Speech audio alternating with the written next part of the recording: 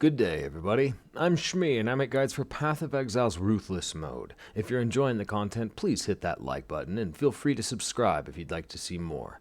Today, I'm back because GGG just dropped the initial release spoilers for those 3 November events that I talked about in a previous video, and I was so very wrong about what's coming. The first thing to note here is actually quite sad for us Ruthless enjoyers.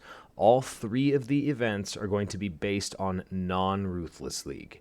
If you want to play these events, you're going to be playing non-Ruthless.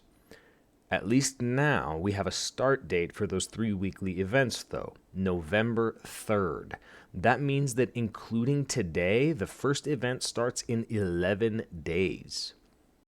And of course, for anyone who is unfamiliar, Krangled passives is a reference to Krangled League, where you ascend to the frosty north of Rayclast and take on Santa Claus. Okay, I'm just kidding.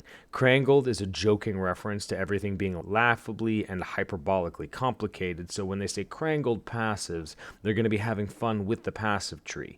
They even specify exactly what they're doing. They're scrambling the passive tree and the ascendancy trees. All things retain their type, so to speak, so that a notable only swaps for a different notable, a minor ascendancy for another minor ascendancy, and so on. But where it starts to get really crazy is this. Your passive tree and your ascendancy trees get fog of ward. You will only be able to see the passive or the ascendancy that is next to something you've already spent. You'll have to make a character with a randomized passive tree, and you can't pre-plan your build. That second event starts on November 10th, the week after that, and they're calling it Blast from the Past. This one seems the most straightforward because it's a simultaneous revisiting of 2 mechanics that have been taken out of the game, Lake of Calandra and Sentinel.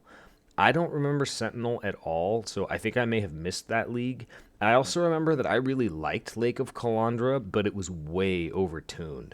Hopefully they've taken some time to retune the Lake of Calandra mechanic, and we'll be able to see what Sentinel is all about.